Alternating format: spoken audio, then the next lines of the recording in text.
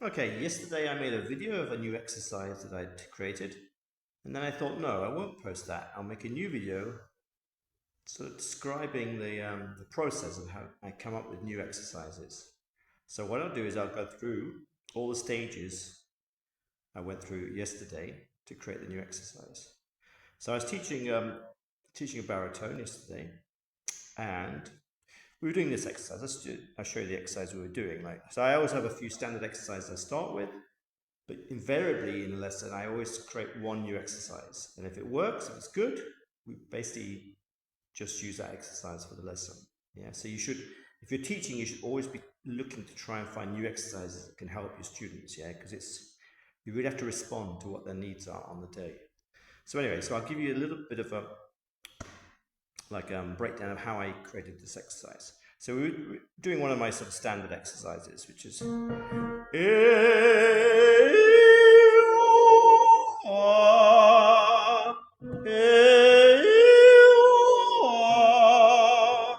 got to the high C, like the tenor high C, and you can't do it ooh anymore there. So I just changed the exercise to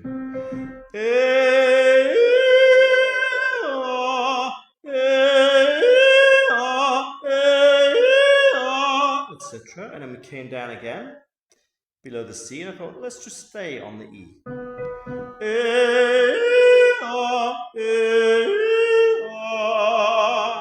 Because with falsetto, you've got a choice. You can sing the breathy ooh, or the more edgy E. Yeah. Obviously, when you hit the C and above, you can't. It's hard to get the breathy ooh. So don't try to get the breathy ooh there. So anyway, so we came down. We thought we'd carry on down with E, and I thought, let's change it. Let's try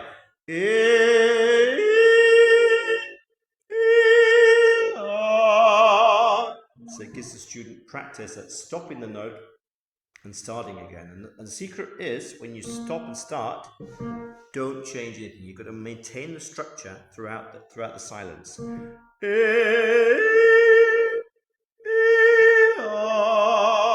You can even take a breath.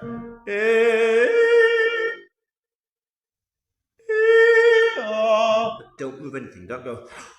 Because as soon as you do that, you've lost the structure. Yeah. So you have to really work hard at just getting your tummy to move out to create the vacuum that pulls the air in. Yeah. So.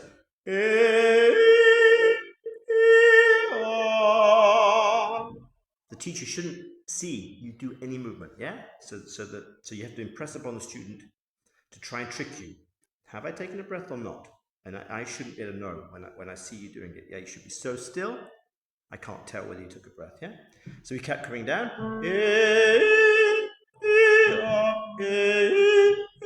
etc. And when we started to get down into the chest area, yeah, depends on your student.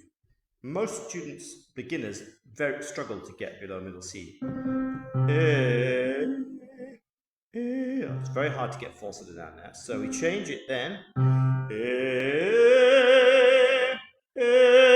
On to the chest exercise, yeah? And because it's getting a little bit low at the bottom end, you can change to a fifth.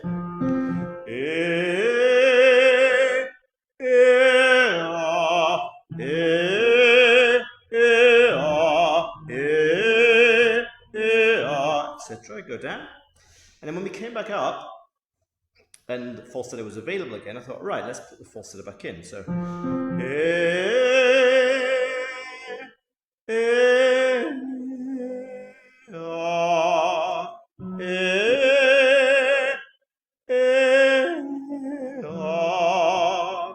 and then I thought, why not bring the chest back in again?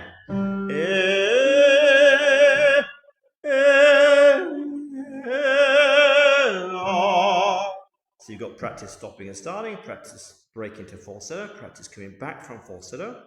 And I thought, in the passaggio, especially for baritones, it's very hard to sing R. So we're going to try put an R at the end of that E. So,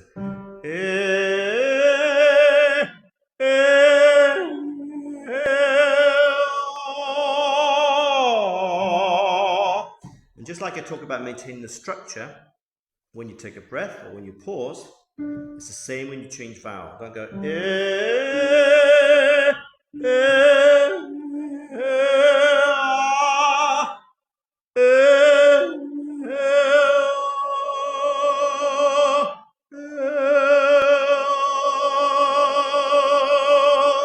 So the vowels, you have to get them now.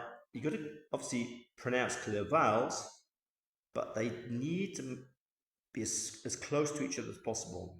Because when you're using legato, you don't want, every time you change vowel, you don't want the line to sort of be broken up, yeah? So,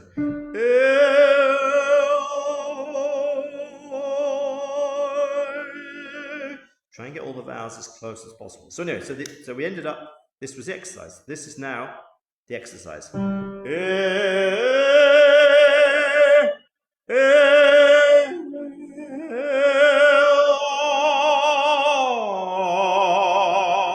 So what began life as and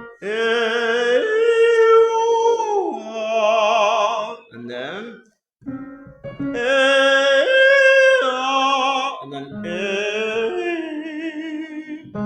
sorry, and then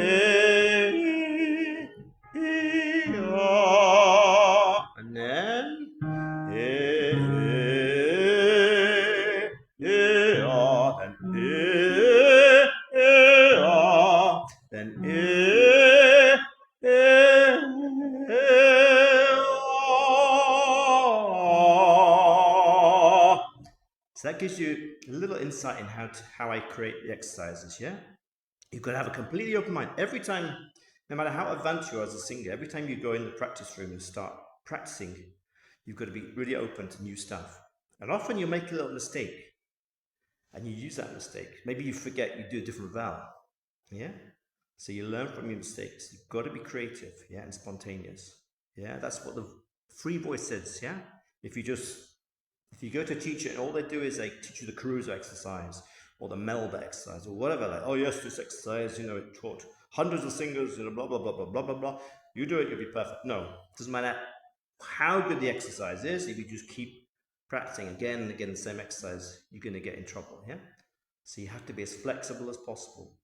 Always change. Always seek out something new sensations, yeah? You can never stop learning. The voice is organic. It will grow for the rest of your life. You keep the registers free, obviously. Keep the breathing strong. The rest is just creative play. Okay, I hope that gives you a little insight into how I come up with exercises.